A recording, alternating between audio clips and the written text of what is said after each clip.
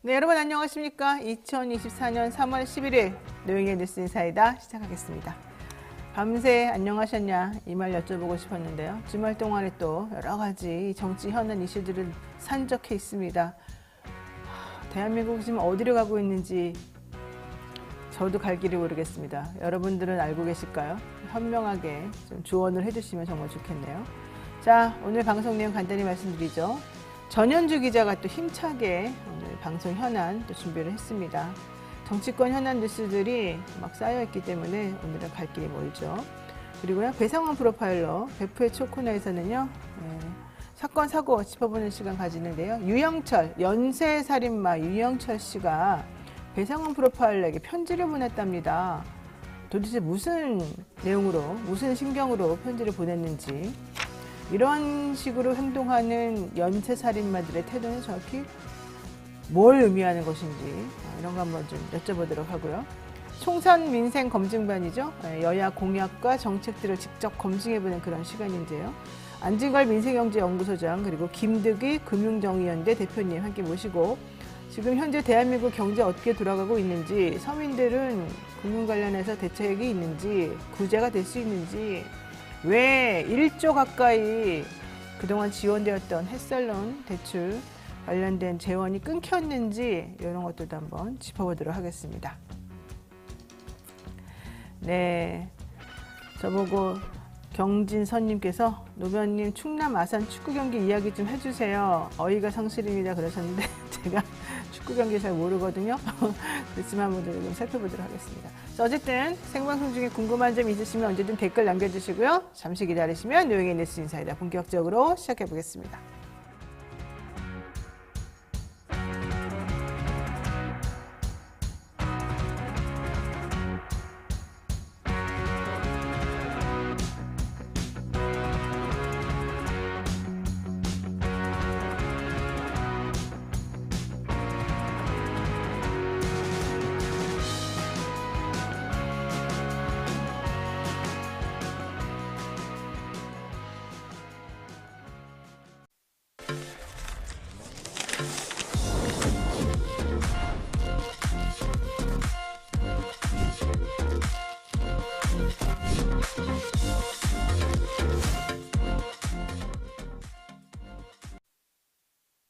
네, 바쁜 아침 이것만은 꼭 알아야 된다. 여러분들께 뉴스를 엄선해서 들려드리는 그런 시간입니다. 듣기만 해도 이해가 쏙쏙 되는 뉴스백 시간이죠.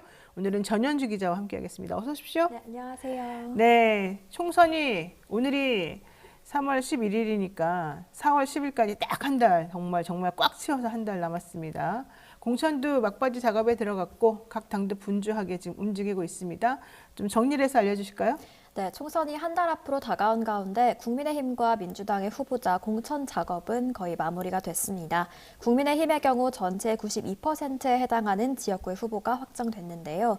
저번 뉴스픽에서 16년 만에 처음으로 광주 8개 선거구에 모두 후보를 출마시켰다고 말씀드렸는데, 이로써 16년 만에 전 지역구에 후보를 내게 됐습니다. 현재까지 불출마나 경선 패배, 컷오프 등을 포함해서 이른바 물갈이 된 현역 의원은 37명으로 32%에 해당이 되고요. 시스템에 따른 공천이라고 하지만 4년 전 총선의 현역 교체율이 43%였던 것과 비교하면 적게 이루어졌습니다. 또 특징을 살펴보면 사실상 장제원 의원을 제외한 권성동, 이철규, 윤한홍 의원 등 윤핵관 또 친윤계로 분류되는 의원 중 낙천한 사례는 없었고요. 다만 아직 윤 대통령이 대선 후보 당시일 때 수행실장을 지낸 이용 의원의 하남갑 경선 결과는 아직 발표되지 않았습니다. 이 지역의 경선 결과는 13일 발표로 예정되어 있고요. 또 우려했던 것과는 달리 현직 검사들이 공천되지 않았다는 점도 주목되고 있습니다. 대통령실을 거치지 않은 현직 검사 신분으로 공천 신청한 김상민 전 대전고검 검사, 박영호 전 부산고검 검사는 모두 컷오프됐습니다. 민주당도 살펴보면 서울 지역에서는 현역 의원의 강세가 강했지만 텃밭으로 분류되는 광주 지역에서는 현역 물갈이가 이뤄졌는데요. 10일 기준으로 민주당은 현재 81%의 후보자 배치를 마쳤습니다. 현재까지 광주에서 살아남은 현역 의원은 민형배 의원이 유일하고요. 서구갑을 뺀 지역구에서는 현역 의원들이 모두 탈락의 고배를 마셨습니다. 이를 두고 일각에서는 180석의 민주당이 미미한 존재감을 보여준 데 대한 위한 당의 심장부인 광주에 현역 의원들의 책임이 있고 또 광주 민심이 새로운 인물을 원했다 이런 평이 나오고 있습니다. 네, 이번에 그 민주당의 공천 관련해서 뭐 불공정한 공천이니 사천인이라고 계속 사람들이 말을 하고 특히 언론에서 집중 공격을 했습니다마는 제가 봤을 때는 오히려 이번 기회를 토대로 해서 좀 정리가 되는 것 같고 특히 물갈이가 많이 이루어져서 그동안에 그 민주당이라고 하는 당의 기득권 비호를 받으면서 본인들의 세력을 만들어내는 데만 관심을 가졌던 분들은 오히려 지지자들로부터 좀 멀어지고 심판을 받는 그런 결과가 아니었나 이런 생각이 조금 듭니다. 그런데 이번에 그 민영배 의원 살아남았잖아요. 이낙연 전 대표랑 싸우자는 얘기가 있어요. 네, 맞습니다. 먼저 새로운 미래는 이낙연 대표를 필두로 호남권 민심을 잡겠다 이런 목표로 움직이고 있는데요. 광주로 출마하겠다고는 했었지만 지역구를 밝히지 않았던 이 대표는 어제 광산을로 출마하겠다고 밝혔습니다. 이 대표는 경제를 발전시키려면 큰 정치인이 필요한데 이재명 민주당의 이번 공천을 보면 광주와 호남에서 큰 정치인이 나올 수 없다며 제가 광주를 주목받게 만들겠다고 강조했습니다. 이로써 이 대표는 친명계 의원인 민영배 민주당 의원과 맞대결을 펼치게 됐습니다. 또 새로운 미래는 김종민 공동대표와 박영순 의원을 필두로 충청 벨트를 노린다는 전략도 가지고 있는데요. 여기에 설훈, 홍영표 의원과 함께 수도권에서도 유의미한 성과를 내겠다는 전략입니다. 또 개혁신당은 동탄 신도시를 주축으로 한 반도체 벨트 지역구에 주력하겠다는 전략인데요. 이준석 대표를 필두로 양양자 원내대표, 이원욱 의원과 함께 시너지를 내겠다는 구상입니다. 원래는 10일 어제 공천 결과를 추가로 발표할 예정이었지만 오늘 오후로 연기했고요. 조국혁신당도 살펴보면 조국혁신당은 어제 봉하마을에서 경남도당 창당대회를 열었는데요. 이후 조국 대표가 직접 고 노무현 전 대통령의 부인 권양숙 여사를 예방했습니다. 이는 민주진보 진영의 상징인 그 지역의 방문을 통해서 야권의 확실한 제3지대로서의 이미지 굳히기와 표 결집에 나선 행보라고 분석되고 있습니다. 네, 제3지대 변수가 정말 사실은 이번에 이렇게까지 뜨거운 감자로 올라올 줄은 몰랐습니다. 특히 힘을 발휘할 것으로 생각했던 개혁신당 오히려 지금 거의 추락하는 분위기 있고요. 이낙연 대표를 필두로 하는 새로운 미래 역시 그렇게까지 힘을 지금 발휘하지 못하고 있습니다. 물론 설훈 의원이라든가 홍영표 의원이라든가 민주당에서 정말 굵직굵직하게 큰 자리들을 많이 차지했던 분들이 합류를 함으로써 몸집이 좀 거대해지는 것 같긴 합니다만 일단 딱 보니까는 또 그분들이야? 그분들이 도대체 정확히 무엇을 했지?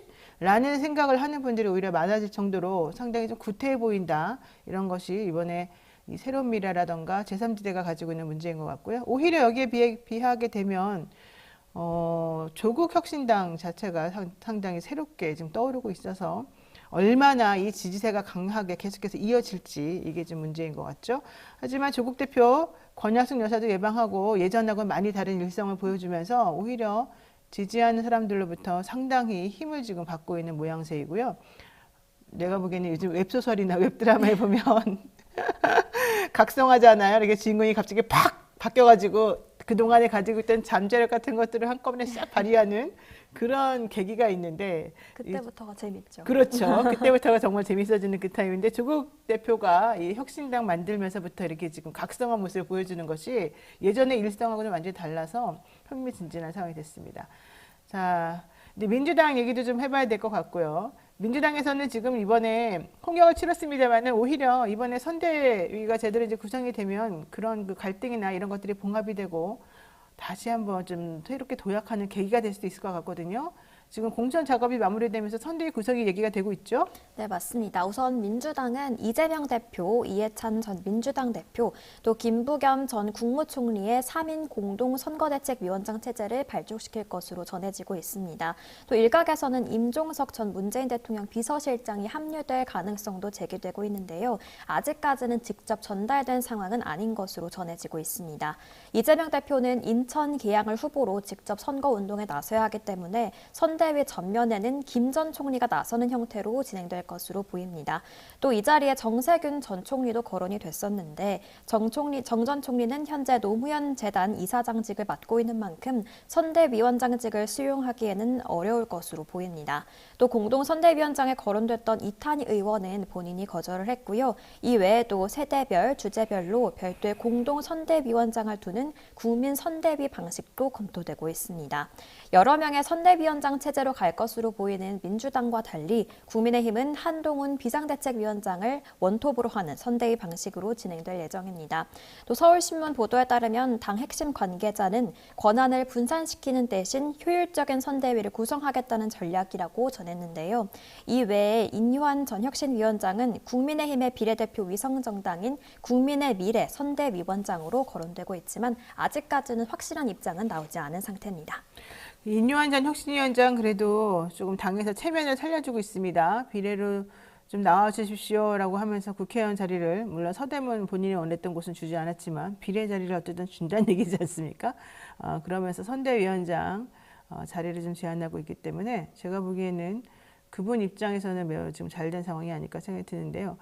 어쨌든 이제 뚜껑이 열렸고 특히 이 특검, 김건희 특검법에 대한 표결을 계기로 해서 국민의힘도 역시 물갈이가 지금 되고 있는 상황이기 때문에 어떠한 멤버들이 정말 제대로 된 민주주의를 꽃피울 만한 사람들인지 좀 확인해 볼 필요는 앞으로 있을 것 같고요. 그런 사람들을 잘 뽑는 것이 바로 우리 국민들이 제대로 된 민주주의를 실천하는 그런 일이 되지 않을까 생각이 듭니다.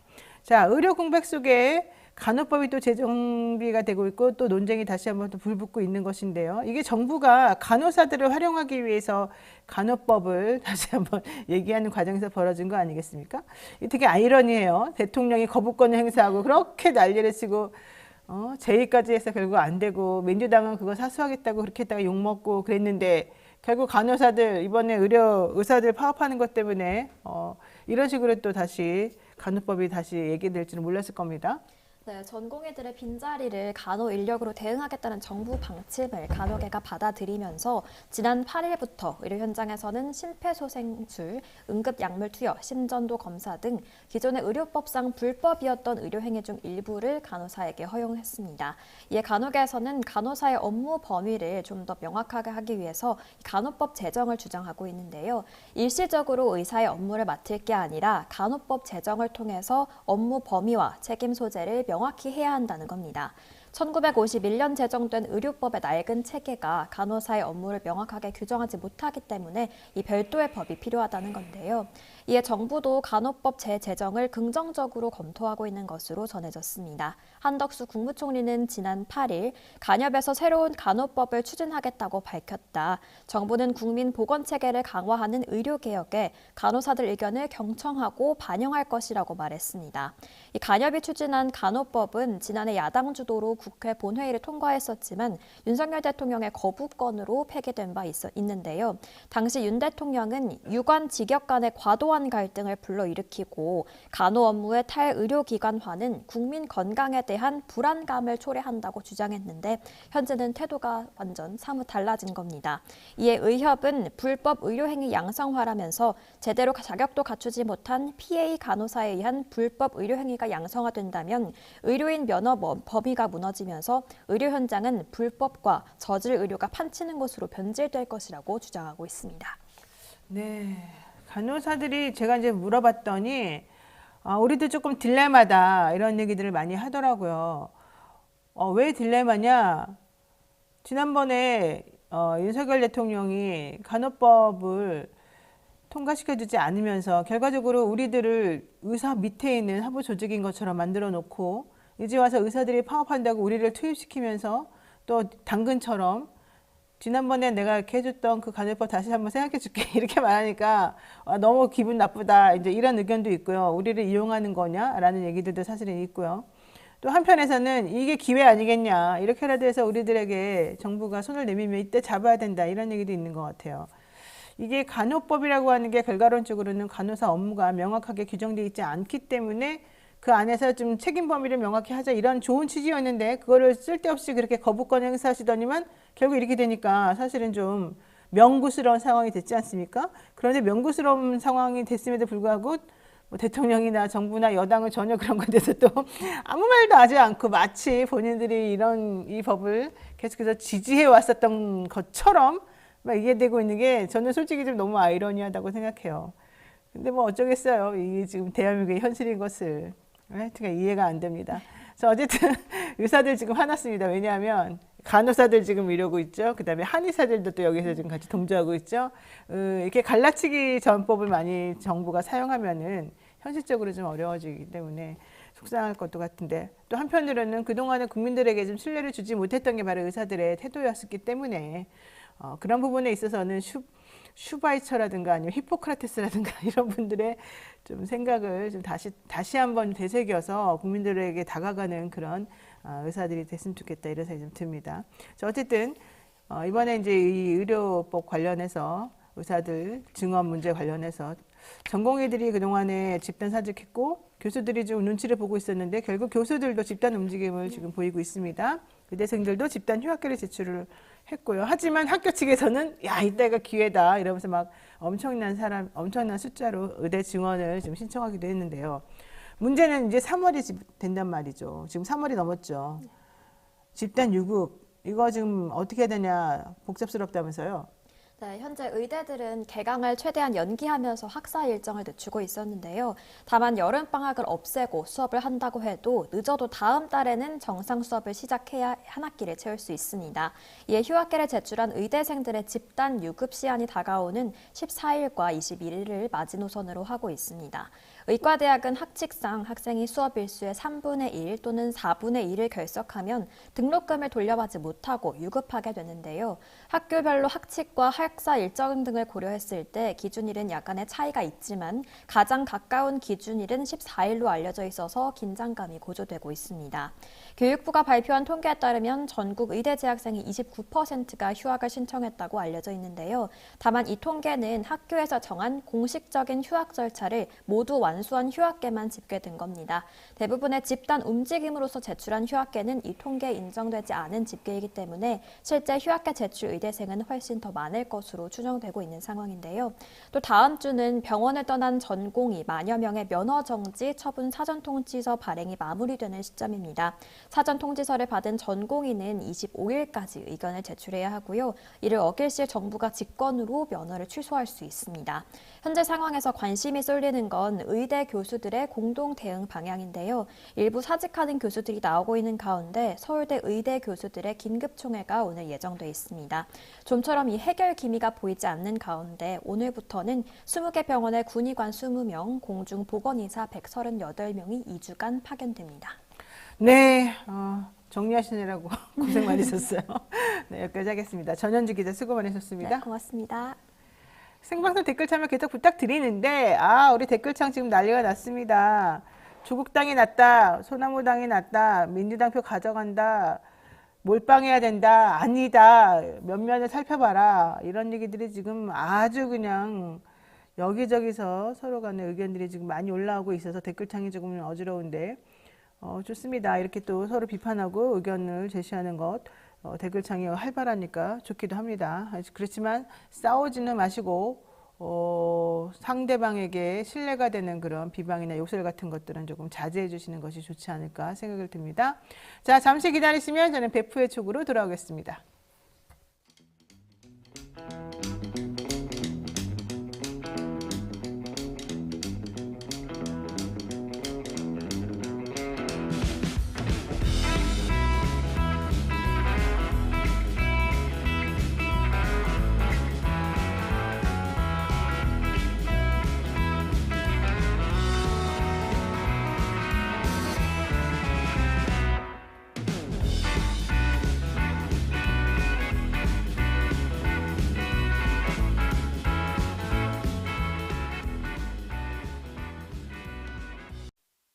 매일 10시 1시간만 투자하면 내 계좌도 10배거.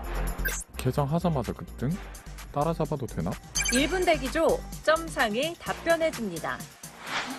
바쁜데 특징 중? 언제 공부해? 1시간만 투자하세요. 점상이 정리해줍니다. 단기로 치고 빠질 종목 없나? 매일 오전 10시 점상이 골라줍니다. 매일 오전 10시엔 점상을 잡아라. 유튜브에서 점상 시크릿을 검색하세요. 네, 산삼의 분양 함양 지리산자락 800고지에서 농약 한 방울 비료 한 톨 없이 오로지 자연의 힘으로만 자랐습니다. 사포닌 함량이나 효과는 자연 산삼과 진배가 없고요. 7년근 뿌리, 잎, 열매 한 뿌리를 한 병에 담아내서 압도적인 사포닌 함량을 자랑한다고 합니다. 컴파운드 K 강화 특허 추출 방식으로 흡수율을 높였고요. 사랑하는 부모님, 남편과 아내, 한 해를 열심히 살아온 나 자신에게도 지리산 천년의 기운을 선물하시기 바랍니다. 우리는 앞으로 한 해를 더 열심히 살아갈 것이기 때문에 우리들이 힘이 나는 게 가장 중요하겠죠? 네, 스스로를 위하고 스스로를 아낄 줄 알아야 이 세상에서 또 밝은 기운을 뿜뿜 뿜어내는 그런 시대가 됐습니다. 여러분들 많이 한번 애용해 주시기 바라고요. 1+1 이벤트도 하지만 여기에 더해서 산삼떡 3종 세트도 같이 드립니다. 여러분들 한번 기쁜 이 산삼과 떡 이 선물 한번 받아보시기 바라겠습니다. 전화 문의는 1666-1080이고요. 1666-1080 네이버에서 산삼 순백 검색하시면 여러분들이 원하는 상품 정보를 받아보실 수 있습니다. 네, 여기까지 하겠습니다. 자, 그리고요. 이번에는 한 주 동안 떠들썩했던 사건, 사고들을 짚어보는 그런 시간인데요. 베프의식 시간입니다. 오늘도 배상훈 프로파일러 모시겠습니다. 어서 오십시오. 안녕하세요. 네. 제가 좀 전에 오늘 그 유영철 연쇄살인마로부터 편지를 받았다. 배상훈 프로파일러가 라고 말씀을 드렸는데 그게 잘못됐습니다. 예, 정정해 드리겠습니다. 네, 배상훈 프로파일러에게 직접 보낸 건 아니고 다른 사람에게 보낸 것을 분석하셨다는 얘기죠? 분석을 의뢰받아 갔고요. 왜냐하면 유영철이라는 사람이 꽤 여러 사람한테 편지를 보내갖고 제가 누구를 특정하게 되면 그 사람이 또 곤란해질 수 있기 때문에 네. 그 여러 사람 중에 한 사람한테 의뢰받았다라고 표현하면 될 것 같습니다. 예. 네. 그렇군요. 그럼 그 내용 한번 제가 이따가 우리 오늘 리프로파일링을 통해서 다른 연쇄살인마에 대한 얘기를 한번 해본 다음에 여쭤보도록 하겠습니다. 오늘 할 이야기는요. 캐나다 최악의 연쇄살인범입니다. 돼지 농가 살인마 로버트 픽턴이라고 하는 인물인데요. 이 사람은 26명을 죽였다고 공식적으로는 밝혔습니다만 알고 봤더니 자기는 49명을 죽였다. 50명을 못 채운 것이 한이다. 이런 말도 안 되는 소리를 했던 아주 논란의 인물이기도 하죠. 그런데 이 사람이 최근에 가석방을 앞두고 있다는 거예요. 원래는 25년 전에 잡힌 사람인데 이 인물에 대해서 한번 도대체 어떻게 된 상황인지 살펴보도록 하고요. 이 연쇄살인 범죄, 또 현재 지금 돌아가고 있는 이 병리적인 사회 현상 이런 것들에 대해서 한번 얘기를 해보겠습니다. 우선 이 로버트 픽턴이라는 인물이 왜 캐나다 최악의 연쇄살인범이라고 불리우는지 이 사람의 상황은 정확히 무엇인지 좀 설명 들어보겠습니다. 예. 뭐 지금까지 발행된 여러 범죄 심리 교과서라든가 범죄학 교과서의 가장 마지막 장을 채우는 최악의 연쇄살인마라고 표현되고 있습니다. 예, 영화에 많이 나오는 한니발이라든가 짱들의 침묵 같은 데에서 뭐 이제 동물, 돼지를 이용해서 연쇄살인을 하는 방식에서 가장 특징적으로 나타나는 그 수법을 가장 최대로 활용한 연쇄살인마라고 보시면 되고요. 우리나라의 유영철부터 시작해서 여러 연쇄살인범한테 그 어떤 영감을 줬고 전 세계 연쇄살인범한테 영감을 줬기 때문에 범죄 심리를 공부하는 사람들한테는 굉장히 그 익히 알려진 사람인데 그냥 설명을 좀 드리면은 주로 이제 캐나다 밴쿠버 서부 지역의 밴쿠버 쪽에서 활약을 거기서 이제 범행을 저지르고 다녔는데요. 1983년부터 시작을 한 것 같습니다. 근데 이제 그 기소된 것은 26인데 FBI 저 캐나다 연방에서 비밀 정보원을 통해서 확인한 바에 의하면 49명이라는 범죄를 저질렀다라고 하고 그 49이 중요하냐면 그 바로 밑에 있는 데가 이제 시애틀입니다. 시애틀 지역의 미국의 연쇄살인마가 게리 리지웨이라는 사람인데 미국 최악의 연쇄살인마 중에 하나입니다. 한 3명 중에 1명인데 그 사람이 49명을 죽였습니다. 근데 이 둘이 활동했던 그 범행 활동을 했던 그 시기가 겹칩니다. 83년, 70년대 후반부터 80년대. 그래서 보통 FBI하고 캐나다 연방 경찰에서는 이 둘이 이 비슷한 거를 활동을 공유했다. 요렇게 알려져 있고요. 활동을 공유했다? 공유했다, 예. 활동 어떻게 공유하죠? 왜냐하면 서로가 서로를 알고 있었다라고 보여줄 수 있는 거죠. 방식이 너무 비슷합니다. 뭐가 비슷하냐면 거리의 매춘부, 유색인종 매춘부들을 납치해서 고문해서 살인하고 이 게리 리지웨이 같은 경우는 시체 강간을 주로 했기 때문에 최악의 살인마고 이 로버트 픽터는 이 사체를 가지고 돼지를 먹였기 때문에 최악의 살인마. 두 가지 형태로 나타나는 거기 때문에 80년대 초반의 미국 사회, 그 서구 사회에 나타나는 병리 현상의 최악의 상황이다라고 했고 둘 다 가정에서의 폭력, 학대가 그 원인일 것이다라고 추정되고 있습니다. 네. 그러니까는 몰라 이제 추정이긴 합니다. 본인이 그렇게 밝힌 건 아니죠. 내가 뭐 FBI가 연구를 일정도 했죠. 가정이 뭐 분류해서 이랬다 이렇게 스스로 말하는 건 아니지만 분석을 해보니까 그랬을 것으로 지금 예. 추정이 된다 이런 얘기고요.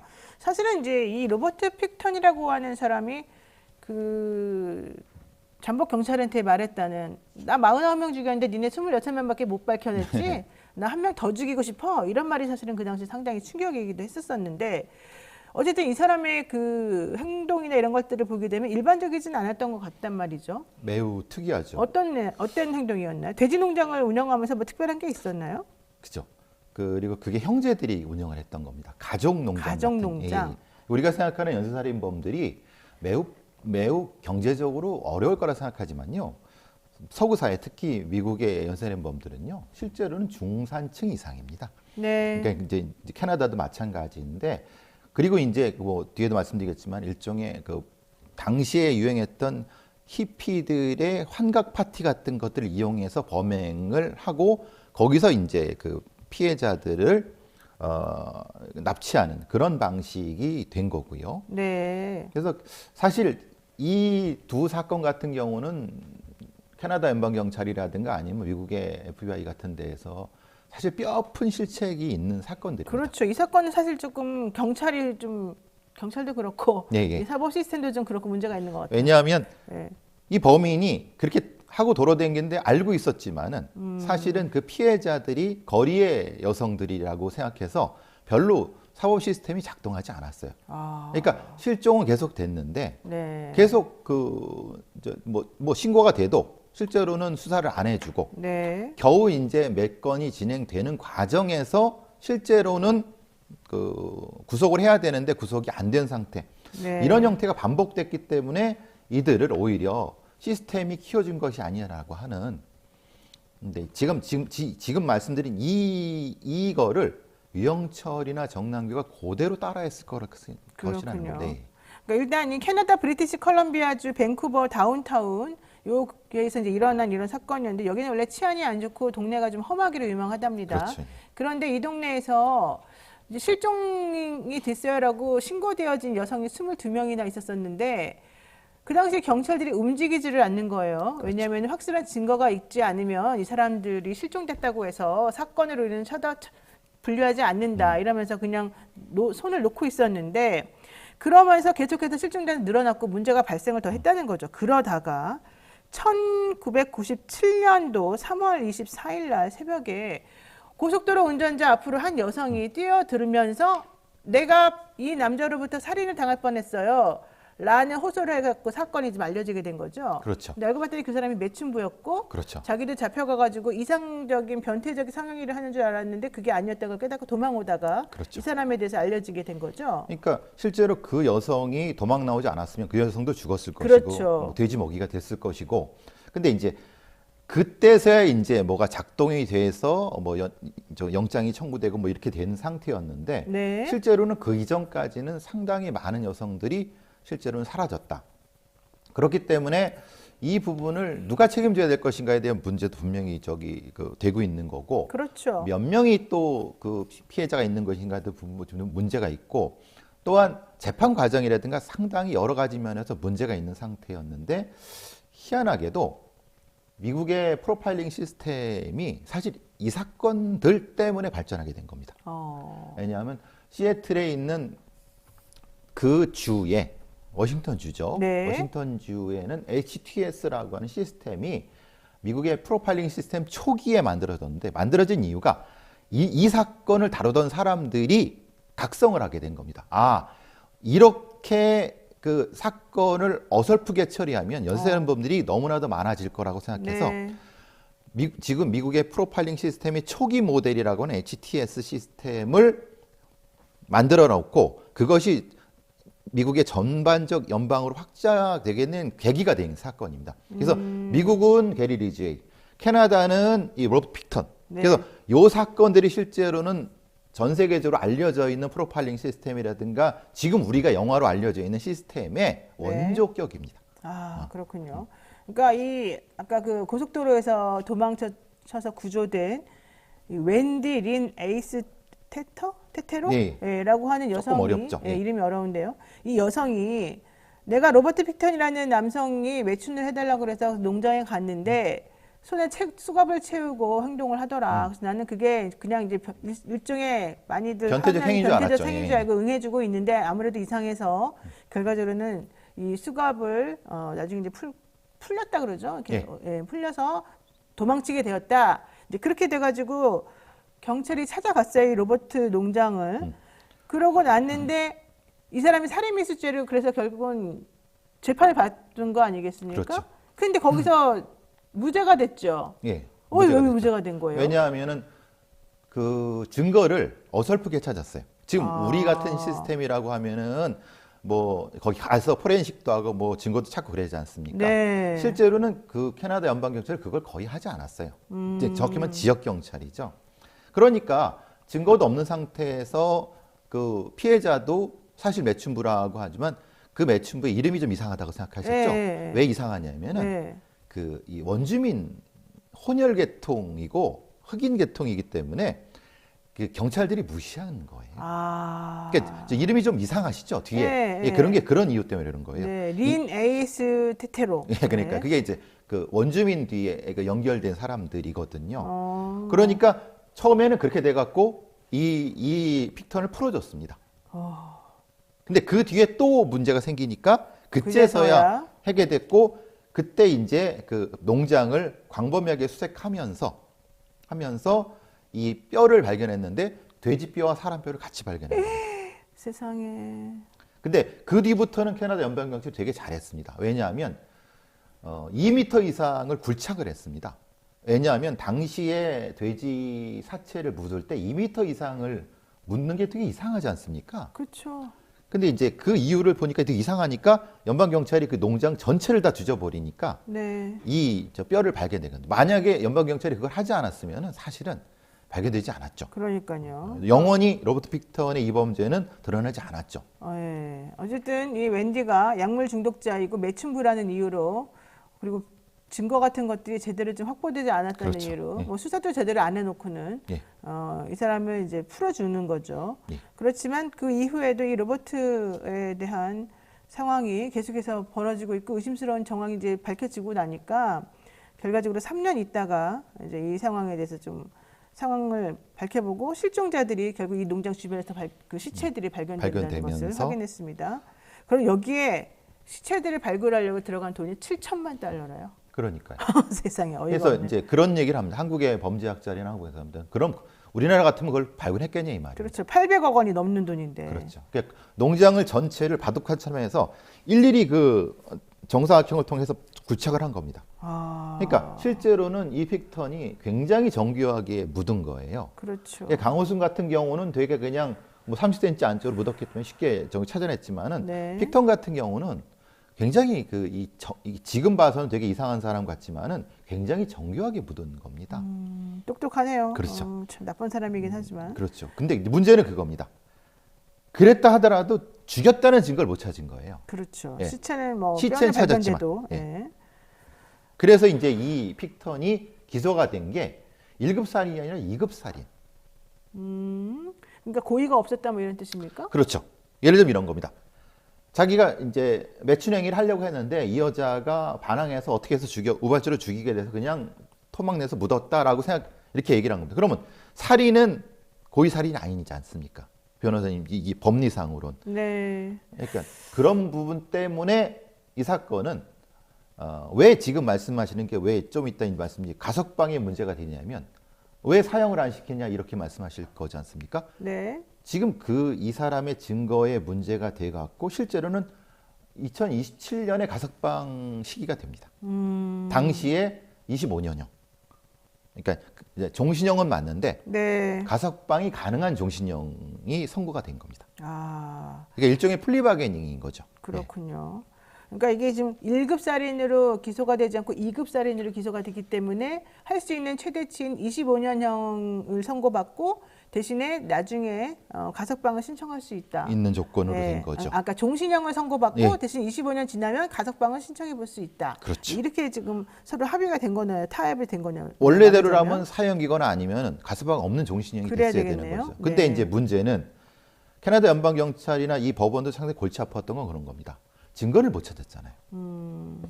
그러니까요. 그리고 어쩔 이 수가 없는. 밑에 있는 게리 리지웨이 사건도 똑같습니다. 네. 지금 우리가 보시는 미국의 최악 연쇄마 게리 리지웨이 사건이 게리 리지웨이가 사형 당할 거라고 생각하지만 천만에 맞습니다. 종신형입니다. 네. 왜 그러냐면은 시체를 발견해 주는 조건으로 플리바겐이 된 겁니다. 아, 그래요? 그래서 게리 리지웨이가 아직도 살아 있습니다. 어쨌든 네. 이제 이번에 이 사람들은 기본적으로 이 사람들이 아니죠. 이 사람은 이번에 가석방을 신청이 가능하게 지금 상황이 됐는데 네. 이게 2027년도부터 완전한 가석방을 요청할 수가 있고 네. 뭐 그 전에는 주간 가석방 청문회를 요청할 수 있다. 뭐 이런 얘기가 됐어요. 영향방이 좀 조금 아, 특이하네요. 그런 게 있는 것 같습니다. 네. 그러니까 이제 이런 살인범이라 하더라도 가석방을 해주나 봅니다. 그러니까 물론 이상하네요. 이제 지금 이 피해자들은 이제 시위를 하고 있습니다. 농장에서 가석방을 반대한다. 어허. 알겠습니다. 자, 어쨌든 앞서 잠깐 얘기 들었습니다만은 가석방이 뭐 가능성이 별로 높지는 않을 것으로 보입니다. 그렇죠. 현실적으로는. 예. 그렇지만 이런 거가 있다는 것만으로도 피해자들의 억장이 지금 무너지는 상황이 그렇죠. 됐고요. 예. 우리가 아무리 상식적으로 생각해 보더라도 스스로가 49명 죽였다고 주장하고 있는데 예? 26명의 시체가 또 발굴이 됐는데 그런데 불구하고 증거가 부족하니까 너는 가석방 있는 25년 뭐 종신형을 선고하겠다라고 하고 신청해봐라. 이게 상식적으로 말이 안 되는 거죠. 그렇죠. 자, 근데 우리나라도 이렇게 따지자면 유영철 씨 얘기를 안 할 수가 없습니다. 뭐 노인과 여성, 특히 출장 마사지 하는 여성 등 이렇게 약한 사람을 상대로 해가지고 그런 짓을 저질렀는데 그렇죠. 이 사람이 무슨 편지를 어떻게 보내서 무슨 내용으로 얘기를 했다는 겁니까? 유영철은 수감된 이후부터 지속적으로 여러 사람한테 편지를 보내고 있습니다. 그 내용은 이런 내용입니다. 사실은 자신의 사건이 조작됐고 사실은 뭐 숫자부터 시작해서 여러 가지 부분부터 문제가 있고 뭐 자기를 검거한 경찰들의 비리라든가 이런 걸 계속적으로 편지를 보내고 있습니다. 그러니까 이제 그런 것 때문에 문제가 되는 거는 이런 거죠. 그럼 그게 맞느냐? 모르죠, 그건. 그러니까 뭐라고 편지를 보내는데요, 일단? 예를 들면 이런 거죠. 사실은 그 사건 내에는 자기 사건 내에 마약이 관련돼 있다. 그리고 사실은 숫자가 축소돼 있다. 네. 뭐 이런 것들인 겁니다. 그러니까 경찰이나 아니면 뭐 어떤 사법기관이 의도적으로 돈 있는 사람을 봐주기 위해서 그것을 축소했다. 뭐 이런 식으로 떠들어대고 있는 겁니다. 자기 사건인데도 예, 예. 그 돈 있는 사람이 연루되어 있어서 뭐 마약이나 이런 거 관련된 사람들이 연루되어 있으므로 내 사건도 축소가 된 것이다 이렇게 주장한다고요? 주장을 하는 거죠. 예. 그게 지금 현실적으로 말이 되나요? 본인이 저지른 짓하고 무슨 마약이나 이런 것하고 무슨 또 힘 있는 사람하고 연결되어 있는 게 있어요? 왜냐하면은 유영철의 초기 사건은 부유층 강도 살인이었잖아요. 실제로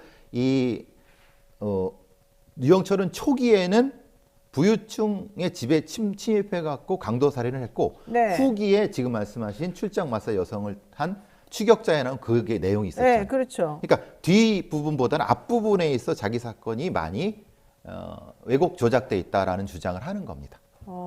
왜냐 이렇게 얘기를 막 떠들어야지 뭐가 됩니까? 주목도가 있고 소위 말하면 자기가 뭐 쓰는 걸 가지고 자서전도 내고 뭐가 될까 돈을 벌 수 있고 관심도 받을 수 있기 때문에 그걸 계속 떠들어대는 겁니다. 아니 이미 다 끝났음에도 불구하고 그러는 거예요? 예, 예. 벌써 이 편지는 꽤 오래전부터 보내고 있는 것 같아요. 참 특이한데. 네. 자, 어쨌든 간에 그럼 그런 식으로 편지를 보내면 그게 사람들에게 먹히거나 뭐 의미가 있거나 영향을 미치거나 이럽니까? 근데 그 말고 이제 물론 뭐 영향을 미치지 않는 경우도 있지만은 네. 일부지만은 추종자들도 생기고 유영철을 추종해요. 아, 그럼요. 왜요? 당연하죠. 미친 거 아니에요? 미국 같은 데나 서구 같은 데는 연쇄살인범들을 추종해서 마치 종교처럼 추종하는 사람들도 많이 있습니다. 그래서 옥중 결혼식도 하고 막 그렇지 않습니까? 그 자서전 같은 경우 지금 로버트 픽턴도 마찬가지지만 본인이 감옥에서 그 있으면서 친구가 주고받은 편지를 서간문 형태로 책으로 만들어 갖고 그걸 이제 출간하고 물론 지금 중단됐지만 그 돈을 벌고 이자들은 이런 것이 일상화되어 있는 겁니다, 사실은. 아이고. 참. 그래서 제가 이제 뭐 마무리될 게 말씀드리는 건 우리가 연쇄살인범을 잡아서 감옥에 넣는 것도 중요하고 사형시키는 것도 중요하지만 감옥에서의 관리도 중요하다. 그러니까 뭐 지금 한동훈 비대위원장이나 그쪽에서 여당 쪽에서 얘기하는 것이 그거지 않습니까? 저거 가석방 없는 뭐 종신형이라든가 이런 엄한 처벌을 얘기를 하고 계세요. 여러 정치인들이. 근데 저는 그것보다는 그것도 좋다. 근데 그러면 이런 잔혹범죄자들을 수용 관련해서 관리할 수 있는 프로그램이 먼저 돼야 되는 것이 아니냐라는 말씀을 드리고 싶었던 거예요. 이 사건은 그러니까 엄벌주의가 많지 않습니까? 네. 지금 많은 그런 내용 중에서. 근데 그 엄벌이란 것이 실제로 이 사람들한테는 어떻게 적용이 될까? 네. 정확히 분석을 해서 어떻게 적용될 수 있고 수용사의 관리라든가 이런 부분들이 좀 더 정교했으면 좋겠다는 생각을 해봅니다. 알겠습니다. 자, 어쨌든 이렇게 뭐 감옥에 수감되어 있는 사람들이 막 책을 내고 이런 것들이 또 판매가 되기도 하고. 그렇죠. 우리나라도 최순실 씨 같은 경우에도 감옥에 있으면서 본인이 또 책 내가지고 또 출판도 하고 뭐 이런 일이 지금 비일비재하게 지금 벌어지고 있는 상황인데요. 결국 뭐 픽턴 같은 사람은 본인이 주고받은 편지들을 다 묶어가지고 책으로 냈는데 결국 이게 판매가 중지됐다라고 얘기를 하는데 네. 이런 식으로 자꾸 외부하고 뭔가 연결의 끈을 놓지 않고 해보려고 하는 그 사람들 나름대로의 뭐 행동인가요? 이런 것들은? 추종자들을 모으고 관심이 집중되고 이게 종교화되는 경향이 있습니다. 미국 서구 같은 데는 연쇄살인 자체가 종교화되는 경향이 있어갖고 왜 그렇죠? 사람을 죽이는 건 정말 나쁜 행동인데 왜 사람들이 그런 거를 좋아하고 종교처럼 생각하고 그런 게 말이 돼요? 픽턴이 죽인 사람들이 누굽니까? 아, 그 매춘부들이. 사회악의 예. 사회악들이다. 예, 왜냐하면 이주민, 유색인종 네. 이 죽임으로써 사회 그러니까 지금 사실은 트럼프가 이주민 추방 같은 걸 얘기하지 않습니까? 네. 백인 네. 뭐 우월주의까지는 아니더라도 묘하게 겹쳐지지 않습니까? 그러니까 이제 극단주의 혐오 발언이나 혐오 범죄들이 나타나는 부분에 이들의 기저가 존재하는 거고 미국의 정치 상황들이 이들을 부추기고 있는 상황이 있고 극단주의가 결국은 여기까지 온 거라고 봅니다. 네. 자, 어쨌든 과거랑 비교하면 요즘 연쇄살인범에 대한 얘기는 조금 줄어들긴 한 것 같습니다만 중요한 건 이상동기 범죄가 계속해서 우리 주변에서 끊이지 않고 발생한다는 얘기고요. 요즘 대한민국을 살아가는 많은 국민들이 나 정말 미칠 것 같아, 힘들어, 도대체 이게 내가 알고 있던 바로 그 대한민국이 아니야, 이런 말들을 많이 하면서 그동안에 본인들이 가지고 있던 가치관하고 지금 이 돌아가는 상황이 안 맞는 것 때문에 혼란을 느낀다, 이런 얘기들을 많이 하거든요. 이제 이런 상황에서 우리 정신 건강을 위해서라도 혹은 대한민국이 앞으로 이제 나아갈 방향을 생각해서라도 우리들은 어떻게 좀 상황을 좀 정리하는 게 좋겠습니까? 정신 바짝 차려야죠. 그러니까 어떻게? 뭐 이제 뭐 한 달 안에는 여러분이 정의에 부합하는 정치인을 뽑으시면 되는 거고 우리 사회의 기준이라고 하는 걸 정확히 지킬 수 있는 정신 바짝 차리셔야죠. 아이고, 참 기준이 뭔지 워낙 왜곡 보도들도 많고 언론에 나오는 것들도 이전에는 그냥 나오면 당연히 맞는 말만 하겠거니 했는데 이제는 절대 그러면 안 되겠구나를 깨달았기 때문에 사실은 사람들이 더 혼란을 느끼는 것 같아요. 네. 도대체 무슨 말을 믿어야 될지, 누구 말이 맞는지, 누가 하는 말을 들으면 그럴듯한데 또 저 말을 들으면 아닌 것 같고, 이런 혼란 속에서 우리가 무엇을 중심을 잡아가지고 살아가야 될지 모르기 때문에 더 힘든 것 같은데, 이런 상황이 좀 어떻게 해결될 수 있을지 저는 솔직히 좀 난감합니다. 제 그렇죠. 입장에서. 네. 네, 오늘 여기까지 해야 될 것 같습니다. 네, 배상훈 프로파일러 고맙습니다. 감사합니다. 네, 지금까지 배상훈 프로파일러 함께 했고요. 잠시 기다리시면 또 다음 시간으로 코너로 연결되겠습니다. 고맙습니다.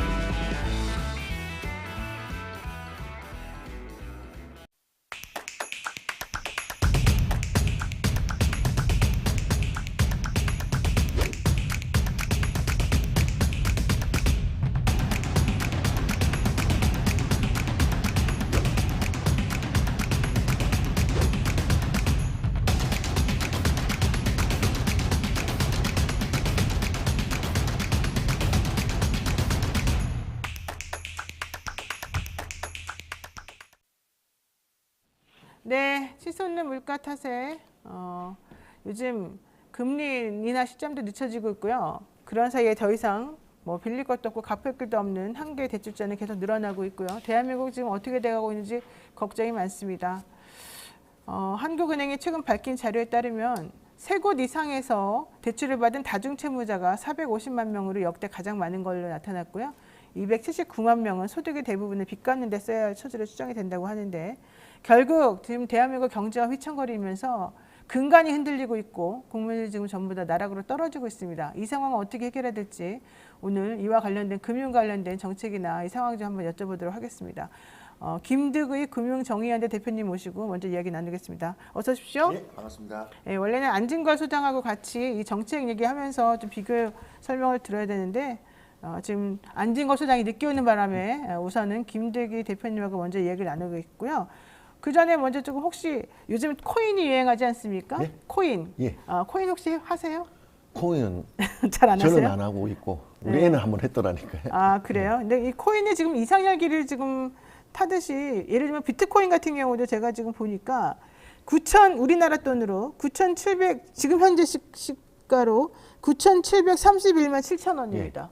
이거 어떻게 보십니까?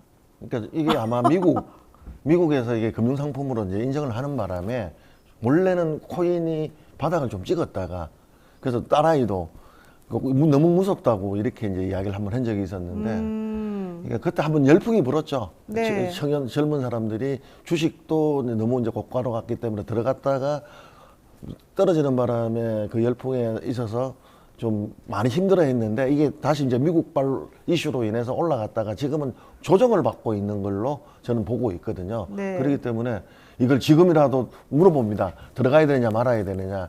그런데 사실은 저는 코인에 대해서는 좀 위험하다고 보고 있거든요. 이게 이제 안정성에 있어서나 이런 데 있어서 등락폭들이 너무 크고 24시간 매번 돌아가고 있기 때문에 좀 더 좀 안정성을 추구하시는 층들은 좀 신중해야 되지 않겠느냐. 저는 그렇게 보고 있습니다. 그러니까요. 9천만 원이라면 제가 보기에는 오를 때만큼 올랐지 않았냐 이렇게 이야기를 할 수가 있는데 제가 보기엔 1억도 넘게 갈 것 같아요. 이렇게 네. 이 말을 하고 나면 또 오르더라니까요. 네, 아니 진짜 1억이 네. 넘게 갈 것 같아요. 왜냐하면 제가 지난주에 봤을 때 한 열흘도 아니죠. 한 일주일 전에 봤을 때 8,600만 예, 원이었거든요. 그렇죠. 지금 일주일 사이에 1,000만 원이 갑자기 오른 거예요. 네. 근데 실체가 사실 없는 것인데 여기에 코인 하나당 1억이 된다는 것 자체가 상식적이지가 않은데 사람들이 너무 돈도 없고 돈을 벌 수 있는 방법도 없으니까 이제 여기에 지금 쏠리는 거예요. 게다가 이더리움도 지금 보니까 원래는 지난주 정도에 한 400 몇십만 원이었거든요. 지금 우리나라 돈으로 지금 한 550만 원 정도 되거든요. 게다가 이런 그 코인들 이제 그래도 어느 정도 안정성 있고 실체가 좀 있다고 알려진 그런 코인들은 그나마 괜찮은데 밈코인이라고 불리우는 그런 정말 실체도 없는 정말 그렇죠. 장난치는 그런 코인들이 있어요. 그런 코인들도 지금 막 150%가 올랐다 뭐가 올랐다 막 이러는 거야. 그러니까 그냥 돈 놓고 돈 먹기처럼 지금 이 상황이 돌아가고 있는 거예요. 그러니까 그랬기 때문에 저는 좀 위험하다고 보고 이제 말씀을 드리는 게 홍콩 ELS 같은 경우 오늘 이제 보상안 발표가 될 건데 꼭지에서 그 상품을 판매를 했거든요. 안정성을 추구하는 고객들에게 마치 예금처럼. 그러니까 마찬가지로 지금 코인 같은 경우에 더 올라갈 거라서도 예측은 하지만 이게 과연 정상적인 가격이냐. 비트코인이라는 것들은 대표 주자이기 때문에 코인계에서는 어쨌든 삼성 같은 이미지를 주기 때문에 뭐 9천만 원에서 1억 할 수 있는데 소위 말하는 잡코인들 그리고 이게 코인의 문제점은 뭐냐면 거래소라는 게 정근거래소가 아니거든요.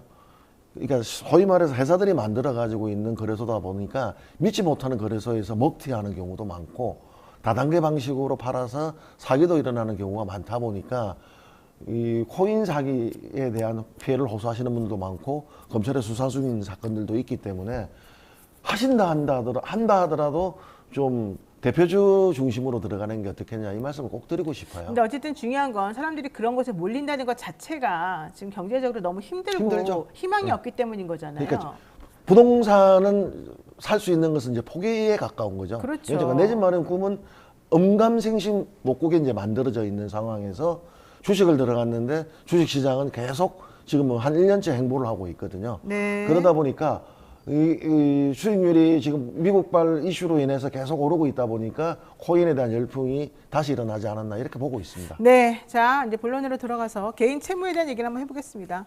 결과적으로는 다 모든 게 민생입니다. 경제입니다. 여러분들 한번 좀 잘 좀 얘기를 한번 해볼게요.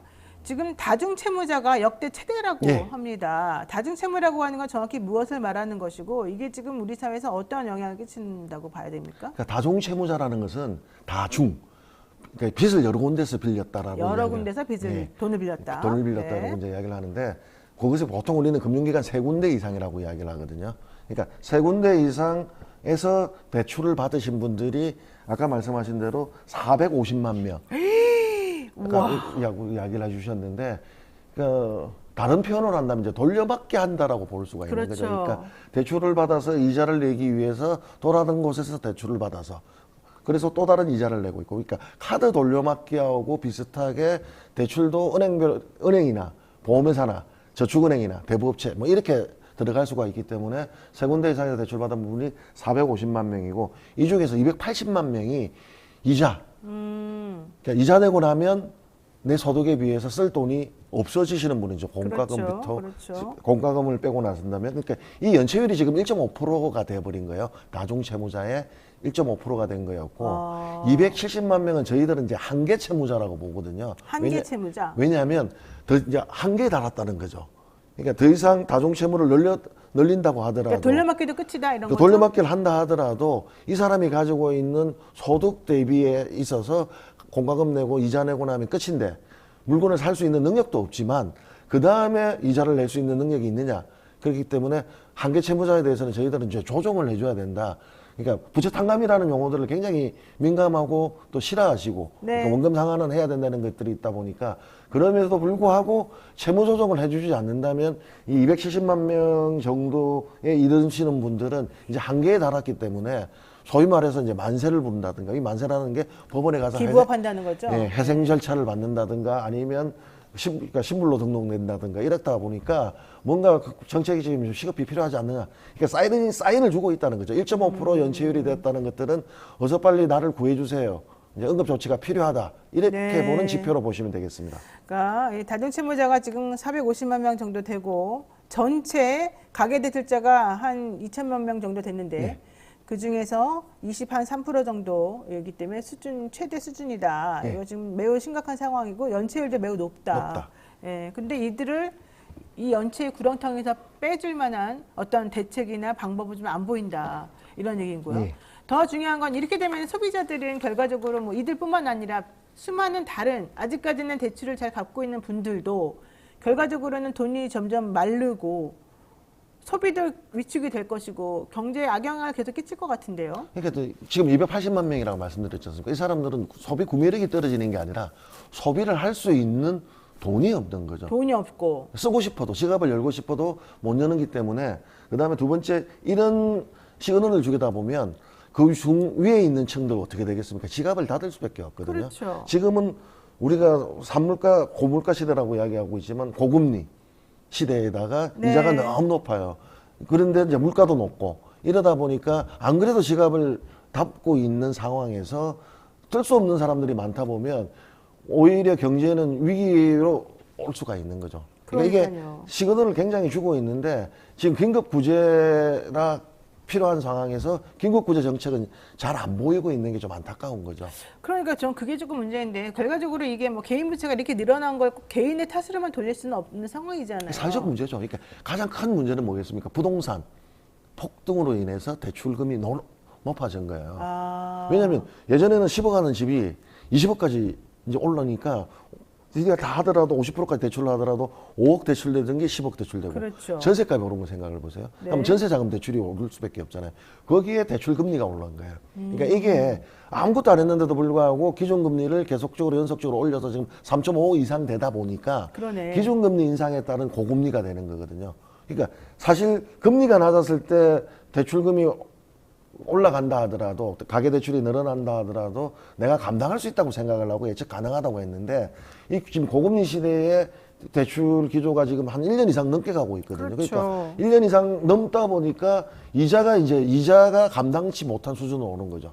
이제 그러다 보니까 내 월급 인상률, 소득 인상률보다 그 이자 인상률이 더 높이 뛰다 보니까 한계 상황에 달하는 사람들이 살려달라고 SOS를 치고 있는 270만 명이 눈에 보이기 시작했다. 이 말씀을 드리고 싶습니다. 근데 이렇게 다중채무자가 늘어나면서 그러면 오히려 그분들을 위해서 대출을 더 늘려줘야 될 것 같은데 뭐 소액 생계비 대출 받으려는 사람들 더 많은데 결국 뭐 그것도 이렇게 썩 효과적인 방법이 되는 것도 사실은 아니고. 제가 참 기자님들한테 인터뷰를 많이 받았는데 긴급 생계비 대출에서 100만 명 소액 생계비 대출을 해서 사업을 했는데 최대 100만 원까지 대출을 해줬어요. 이게 되겠냐 이렇게 생각을 했는데 이게 정말 너무나 많은 사람들이 100만 원을 대출 받으려고 한다는 거죠? 100만 원을 대출 받으려고 실효적이지 않다, 내가 실효성이 떨어진다 이렇게 말했는데 그 말을 무색하게 만들게끔 긴급하게 사람들이 너무 많은 신청을 한 거죠. 그러니까 100만 원에도 몰리는 사람들이 너무나 많아서 심지어 5%까지 일어난 정도였는데 이걸 생각해서 볼 때 지금 저신용자들 한계 채무에 달하시는 분들은 양잿물이라도 먹을래도 먹을 물이 없다 이렇게 보시면 된다는 거죠. 그러니까 지금 보니까 금융위원회하고 서민금융진흥원에서 지난 9개월 동안 서민과 취약계층에게 100만 원, 최대 100만 원입니다. 그것도 최대 100만 원의 대출을 지원하는 소액 생계비 대출 사업을 시행을 했어요. 그랬는데 여기에 누가 100만 원 빌리려고 솔직히 그 귀찮은 일을 하겠어라고 생각했는데 그게 아니었다는 거예요. 13만 1,671명이 915억 원을 받았다는 거예요. 즉 100만 원씩. 100만 원 못 미치는 돈도 받고. 그러니까 그만큼 단돈 몇십만 원이 없다는 얘기가 됩니다. 이거 정말 끔찍한 일이 되는데 100만 원 빌려준다 그러니까 오픈런까지 하면서 사람들이 줄 서서 막 기다리는 이런 상황이 벌어졌다? 이거 너무너무 힘든 일이 지금 벌어지고 있는 겁니다. 자, 이 상황에서 늦게 도착하신 안진걸 소장님 인사하시죠? 예, 정말 죄송합니다. 네. 그 개인 채무가 지금 얘기 들으셨지만 다 벼랑 끝에 몰린 채무자들이 지금 결국은 100만 원 안 되는 몇십만 원이라도 빌리려고 이제 이렇게 행동했다는 건 그만큼 힘들다는 얘기가 되지 않겠습니까? 예, 맞습니다. 이분들은 뭐 사채도 또 가야 되고 뭐 이럽니까? 어떻게 됩니까, 현실이? 예, 만약에 이제 이 대출 실행 건수는 14만이잖아요. 네. 근데 그것마저도 안 된 사람들이 있기 때문에 실제로는 더 많은 사람들이 100만 원이 절박해서 줄을 섰다는 건데 가보면 네. 50만 원만 먼저 줍니다. 그것 때문에 또 논란이 됐습니다. 100만 원 바로 주는 게 빌려준다고 아니고요. 해놓고는 50만 원 50만 원 먼저 준 다음에 잘 갚은 사람한테만 나중에 50만 원을 추가로 줍니다. 그러니까 그러면 결국 50만 원 때문에 사람들이 수십만이 몰려든 건데 여기서 먼저 문제가 됐던 게 금리를 15.9%나 받습니다. 그러니까 얼마요? 몇 퍼센트? 15.9%요. 거의 대법 최고금리가 지금 현행 20%거든요. 네. 그러니까 최고금리에 근접해서 받는 것도 지금 문제가 되고 있습니다. 그러니까 이 사업은 전혀 정부가 소래가 안 되는 사업입니다. 왜냐하면 이 16% 빌려주고 돈 다 받아내잖아요. 물론 못 갚는 분도 계시지만 일부. 그래서 아니 거의 벼랑 끝에 몰려서 죽기 일보 직전인 분들한테 50만 원 빌리면서 16%로 금리를 적용하는 게 맞느냐라는 지적을 금융정의연대나 이제 저희들 일관되게 하고 있고 네. 사실은 지금의 은행의 최대 호황이라든지 서민금융진흥원이라든지 은행연합회 같은 기관들이 있기 때문에 네. 금리 지금 학자금 대출을 1.7%로 빌려줍니다. 그다음에 대학생 학부모들한테는 한 학기에 200만 원을 역시 1.7%로 생활비도 대출해주고 있거든요. 1.7%요? 예, 1.7%밖에 안 됩니다. 엄청나게 낮네요. 예, 학자금뿐만 아니라 한 학기 200만 원의 생활비 대출까지. 근데 대학생 학부모는 상대적으로 중산층이나 중상층들이 더 많겠죠. 근데 정말 극빈층, 빈곤층 있는 분들한테는 16%나 받으면서 그것도 15만 명, 최대 15만 명이 안 된다. 이건 굉장히 문제가 있다고 지적하고 있습니다. 자, 지난해 전체 가처분 소득이 1.2% 증가를 했고요. 물가가 3.6% 상승을 했다고 합니다. 여기에 더해서 먹거리 물가가 6%대로 상승을 했는데 결국 이렇게 되면은 쓸 수 있는 돈이 없어지게 되는 것이고 임금이 깎인 것하고 마찬가지 현상이 벌어지는 것이거든요. 이렇게 되면은 우리가 어떻게 먹고 살 수가 있습니까, 소장님? 그러니까 실질적으로 경기가 지금 계속 횡보를 하고 있고 다중채무자는 늘어나고 있고 연체율은 높아지고 있는데 결국은 월급이 올라줘야지 물가 상승률 대비 임금 상승률이 높아야 되는데 그걸 지금 정부는 하겠다라고 여러 가지 이야기를 하고 있지만 현재에서는 안 되다 보니까 대폭이 되고 있는 거죠. 그러니까 지금은 우선은 기대할 수 있는 게 이거는 우리의 의지하고 상관없이 미국이 금리를 내려주면 금리는 좀 내려갈 것 같거든요. 그러니까 일단 숨통이 트여지는 게 지금 많은 금융권 관계자들은 미국이 언제 금리가 내리는지 보고 있어요. 그러니까 이자가 너무 높아요. 좀 전에 우리 네. 안 소장 말한 것처럼 만약에 정말 100만 원도 안 되는 돈 빌려주면서 이자를 16%나 15.9%면 16%인데 16%나 받아버린다면은 도대체 누가 그 돈을 빌려서 어떻게 갚을 수가 있다는 거예요. 네. 이제 갚긴 갚아도 정말 소액 생기비를 빌리면 심플 이자를 적용하면 그분들이 이제 정부로 또 추심을 당하기 때문에 또 우리나라 국민들이 착해가지고 일단 빌린 돈은 갚아야 되는 관념이 있잖아요. 당연한 것이고. 그러면 이자를 100만 원을 빌렸으면 16만 원을 낸다는 이야기잖아요. 당연히 그러면 이분들이 소비를 할 수 있을까요? 없을까요? 소비를 못 합니다. 그러니까 네. 내수 기반이란 게 근본적으로 다 무너지는 겁니다. 비슷한 통계로 작년에 우리 국민들이 지금 현재 2천만 가구 정도가 빚이 있는데요. 그냥 빚 없는 가구까지 하면 2,300만, 400만 가구인데 전체 가구수는 이자가 원래 재작년까지는 한 8만 원, 9만 원 수준이 된 게 작년에는 평균에 13만 원 올라갔습니다. 대폭 이자가 늘어났거든요. 근데 이 13만 원은 빚이 없는 집까지 평균 됐으니까 작아 보이는 거죠. 13만 원도 물론 작은 돈은 아니지만 뭐 우리가 통신비도 15만 10만 나가니까 꽤 큰 부담인데 근데 빚 있는 집으로만 분석을 해보면요. 뭐 50만 원, 100만 원씩 이자를 내는 집이 수두룩하니까 이분들은 그러니까요. 전혀 소비를 할 수가 없습니다. 소비를 오히려 줄이죠. 그래서 작년에 식료품비 소비가 우리나라 역사적 처음으로 식료품비 소비가 항상 늘어났거든요. 왜냐하면 더 잘 먹고 더 비싸고 더 유기농 더 안전한 제품을 우리가 선호하잖아요.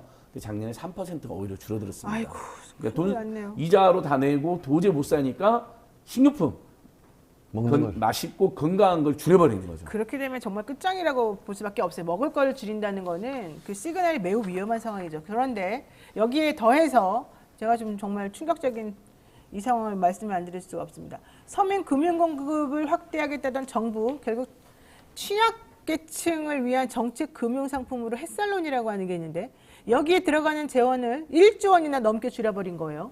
도대체 이게 말이 되는 것인지 우선 햇살론이 무엇이고 현실적으로 이것을 줄인다는 게 무슨 뜻을 말하는 건지 좀 들어보겠습니다. 그러니까 햇살론이라는 것은 그러니까 빚이 많으신 분들 아까 16% 대출 이자 이야기하셨지 않습니까? 네. 아니면 현금 카드 서비스 19% 이렇게 지금 받고 있는 사람들에게 대출 금리를 이자를 낮춰주는 거죠. 이자를 좀 낮춰준다. 그러니까 이게 이제 원래는 이제 6%대였는데 네. 지금은 이제 금리가 오르다 보니까 11% 정도 내외로 형성이 되고 있거든요.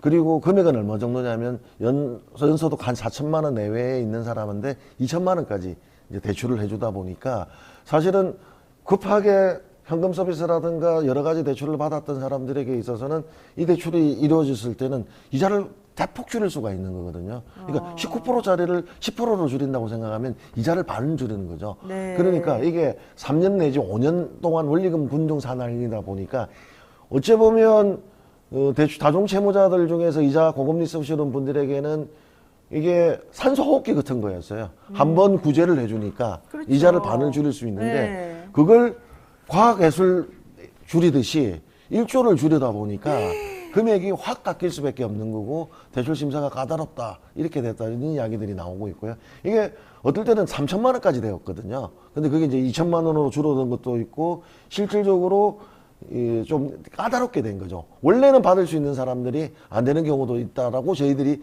심심치 않게 민원을 전화를 받고 있습니다. 네. 그러니까 이 햇살론이라고 하는 게 근로자 햇살론, 햇살론 뉴스, 햇살론 뱅크 1호, 뭐. 햇살론 뱅크, 햇살론 여러 많아요, 종류가 여러 있는데 가지가. 네. 그러니까 이제 뭐 헷갈리시잖아요. 그냥 햇살론으로 그냥 알고 계세요. 그러니까 저신용자들이나 저소득자들은 은행이나 제2금융권 가도 돈을 안 빌려줍니다. 네, 그렇죠. 요즘에 또 연체율이 늘어나고 있으니까. 그러니까 결국 서민금융진흥원이라는 국가기관입니다.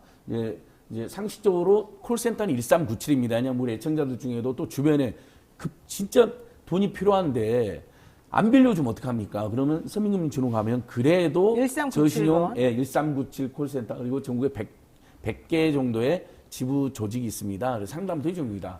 비교적 좋은 제도거든요. 네. 근데 6조가 넘던 공급을 하다가 그것을 10.4%나 줄였으니까 1조 500을 줄여버렸으니까 당연히 지원 대상을 줄이겠죠. 그럼 지원 대상을 줄이면 당연히 지원 조건을 까다롭게 하고 심사를 까다롭게 합니다. 그러니까 네. 이것마저도 탈락하는 사람도 있습니다. 자, 이분들이 이제 불법 사채를 몰리는 거죠. 그런데 아니면 어쨌든 야반 도주를 할 수밖에 없는 상황이 되버리거나. 예. 그런데 그분들에게 지원해야 될 돈을 지난해에는 일단 근로자 햇살론을 보게 되면 3조 2천억을 원래 책정해놨는데 올해는 2조 6천억 원만 주기로 하고 네. 또 대학생들이나 청년층에게 빌려주기로 했던 햇살론 뉴스 같은 경우에도 작년 같은 경우는 3천억 원을 만들어놨었는데 이번에는 2천억 원이 깎여버려서 1천억 원만 또 남겨놓기도 하고 이러다 보니까 현실적으로 돈을 쓸 사람들은 많아지는데 근데 이유도 없이 팍팍 줄여버리니까 그 돈을 가지고서 그 론을 빌려서 뭔가 해결할 수 있는 사람들은 정말 발을 동동 구르는 상황밖에 안 되는 거였잖아요. 근데 네. 도대체 정부는 왜 이렇게 아니 한두 푼도 아니고 어떻게 1조나 되는 돈을 줄여버릴 수가 있어요? 그러니까 본인들은 민생에는 문제 없다라고 윤석열 대통령 큰 소리 쳤잖아요. 지역화폐를 영원으로 만들려고 했고 겨우 살아났는데 절반밖에 안 살아났거든요. 재작년에 비해서. 여기서 세수를 급감하고 재벌 대기업이나 큰 부자 슈퍼리치를 감싸면 이런 문제가 생긴다는 게 극명히 드러난 겁니다. 작년에 세수가 52조가 급감했는데 만약에 그런 세수가 급감되지 않았다면 이것에 1조 500을 줄일 게 아니라 10조를 늘려도 모자랍니다. 왜냐하면 지금 국민들께서 생계비가 그렇죠. 없습니다. 그렇죠. 그래서 그 16%라는 초고금리로 돈을 빌려주는데 수십만 명이 줄을 서고 오픈런이라는 말이 나왔는데 네, 여기 그러면 서민금융 지원원에 갈 사람이 늘어난다는 이야기잖아요. 그렇죠. 당연히 상식적으로. 근데 오히려 공급을 줄였다. 굉장히 그러니까. 그래서 무정부 상태란 말이 나오고 각자 도세는 말이 나오는 것이죠. 지금. 연희꽃님이 말씀하시는데 서민일수록 대출이 필요한데 그나마 서민들은 대출도 안 되는데 재원도 없으니 이제 도대체 방법이 없네요. 그러니까 지금 햇살론 같은 경우는 저 같은 표현은 이제 응급실에서 응급처치를 해주는 거거든요. 그렇죠. 그러니까 이제 이 사람들을 응급처치를 거부하다 보면 중환자실로 갈 수밖에 없어요. 그러면 결국은 중환자실로 간다면 더 많은 돈이 들어갈 수밖에 없는 건데 저는 좀 정부가 안타깝게 보이는 게 현실에 급급한 재원을 가지고 배분을 하다 보니까 일단 깎고 보자식이 아닌가. 이제 그 깎고 보자식이 오히려 나중에는 이 채무자가 나락으로 떨어져서 이제 사회복지 기금을 지출할 수 있는 거기 때문에 배보다 배꼽이 더 커질 수 있는 건데 일단 깎고 보는 식으로 가는 것들은 저는 아니라고 생각을 해요. 차라리 다른 걸 줄여야지. 사실 아까 말씀하실 때 우리 안희정 허리띠를 줄인다고 이야기하고 있잖아요. 그럼 보릿고개 시대가 다시 오는 것도 아닌데 21세기에 이걸 긴급자금을 가지고 사실상 햇살론이 복지적 정책이 있었던 거였거든요. 왜냐하면 더 떨어지기 전에 나락으로 떨어지기 전에 구해주자는 개념의 대출이었는데 이걸 줄인다는 게 제가 보기엔 도저히 납득이 안 됐어요. 네, 자 알겠습니다. 어쨌든 아마도 이제 지난번에 대통령이 또 청년들에게 무슨 희망 적금 같은 거 이렇게 들게 해서 뭔가 나중에 목돈 마련해 준다라고 하는 그런 공약 같은 거 얘기하면서 그쪽으로 또 돈을 조금이라도 주다 보니까 안 그래도 없는 재원에서 돈을 마련할 길이 없으니까 이쪽 조용히 있는 이 햇살론 이런 걸 건드리고 지금 있는 것 같이 지금 보입니다. 자, 뭐 참 상식적으로 납득이 안 가지만 어쨌든 할 수 있는 게 없어요. 우리가 정부가 아니고 내가 대통령이 아니니까 내가 뭐라고 할 수가 없네요. 이때 할 수 있는 거는 여야의 금융공약 발표 이런 것들을 좀 살펴보면서 이번 총선을 제대로 좀 만들어 나가는 수밖에 우리가 할 수 있는 게 없습니다. 네. 어떤 내용인지 소개를 좀 부탁드릴게요. 네, 제가 이제 민주당 부분은 제가 소개해드리고 국민의힘 부분은 우리 김득희 대표님이 소개해 주시면 될 것 같은데요. 제가 여기는 직접 민주당이 공약 발표 현장에 제가 초대받아서 갔기 때문에 네. 일단 지금 고금리의 여러 주범이 있는데 세계적인 고금리가 당연히 영향을 끼치지만 대한민국 특별하게 은행들이 지금 작년에만 이자 수익이 60조나 될 정도로 폭리 구조가 있다. 맞아요. 이걸 민주당의 민병덕 의원 등이 밝혀냈는데 사실 우리가 대출 금리를 가산할 때 은행이 자기들이 내야 될 돈까지 우리 이자에 반영됐다면 황당하잖아요. 네. 그게 예금보험료라든지 지급준비금 같은 비용을 대출금리, 가산금리에 포함시켜놨다는 게 밝혀졌습니다. 그래서 네. 일부는 지금 폐지가 개선되고 있는데 이 부분은 앞으로 모든 대출금리 중에서 기본금리에다 가산금리를 붙여서 우리한테 이자가 부과되는데 가산금리에서 은행이 내야 될, 공급자 측이 내야 될 비용을 소비자에 전가하는 걸 전면 중단하겠다. 네. 이런 의미가 있고 그다음에 지금 저금리로 대안대출 갈아타고 싶어도 중도 상환 수수료가 나오니까 머뭇거리는 분도 있습니다. 저금리로 갈아타는 것보다 대안대출이라고 하는데 지금 전세자금, 신용자금, 주택담보대출 다 되거든요.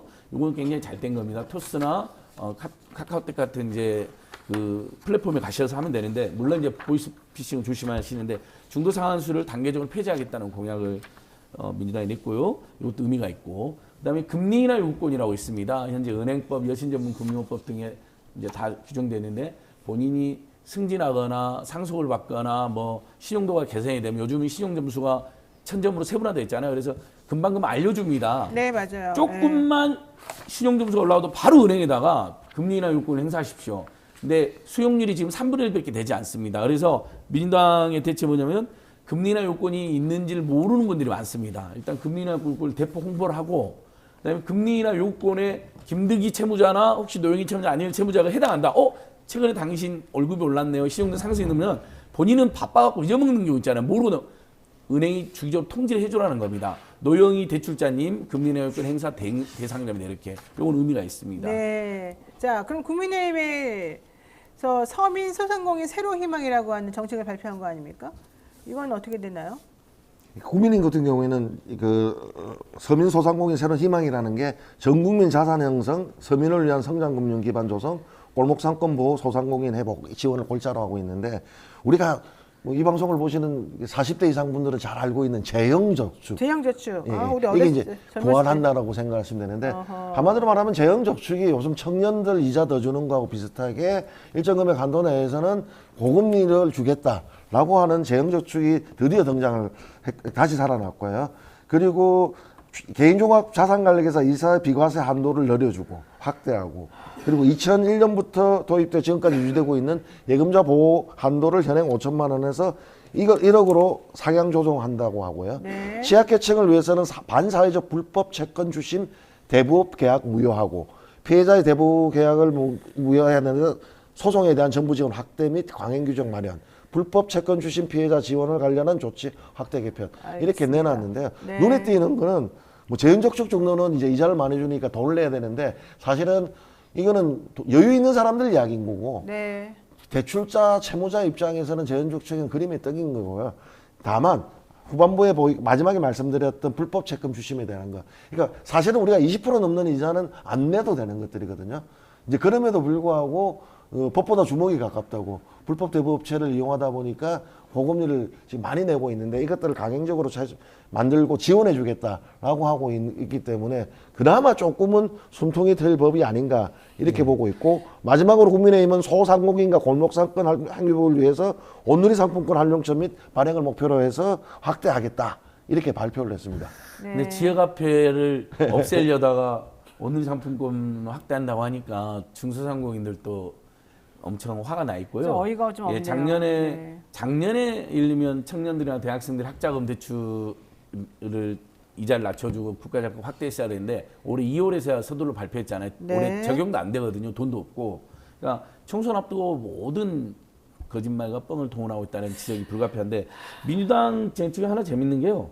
그 전국민 생계비 계좌를 만들겠다는 겁니다. 우리가 통장이 여러 개 있잖아요. 그중에 하나를 생계비 계좌로 지정을 하면 거기에는 최저 생계비 이제 법정 최저 생계비 이하의 돈은 압류를 못하게 하겠다는 겁니다. 지금도 그런 제도는 있는데 지금은 통장을 마구잡이로 돈이 들어오면 무조건 압류해버립니다. 채권자들이. 그럼 생계비까지 압류돼서 본인이 직접 법원 은행에 호소하고 또 법원까지 소송을 해가지고 생계비니까 이거 풀어달라 그러는데 그게 아니라 앞으로는 딱 전국민 생계비 계좌로 본인이 지정을 한다. 어떤 은행으로. 그러면 그건 채권자들이 최저 생계비 이상이면 압류하지만 그 이하는 압류를 못하게 해서 네. 생존할 수 있도록 이것은 굉장히 의미가 있습니다. 알겠습니다. 실용적인 법인 거죠. 우리가 그 급여를 가압류하려고 하면 예전에는 100% 가압류를 했는데 법상 지금 50%밖에 가압류를 못 하고 있거든요. 그렇게 된 지 오래됐어요. 10년은 넘었어요. 그게 이제 저렇게 생계비 최저 생계비에 대해서는 한다라고 했기 때문에 이게 제가 말씀드리니까 굉장히 오래된 2000년대 도입된 한 중반에 도입됐는데 2005년 이후인데 엄청 오래됐는데 이제 그런 취지의 법이 이제 나온다는 거죠. 알겠습니다. 자, 이번에 안진걸 TV에서 뭐 수익금 전액으로 청년들에게 장학생을 선발해서 돈을 조금 지급한다고 하는데 좋은 일 많이 하시니까 참 반갑고요. 예, 자, 마지막으로 그냥 짧게 한마디씩 30초씩만 가계부채 해결을 위해서 어떤 정책이나 법이 필요할지 한마디만 해주십시오. 그러니까 해살론 같은 자금들을 줄이다 보면 오히려 더 많은 비용이 들 수 있기 때문에 이번 선거가 끝나고 나서 추경을 예산을 잡을 때 해살론은 다시 좀 살려주시기를 강력하게 호소드리겠습니다. 네.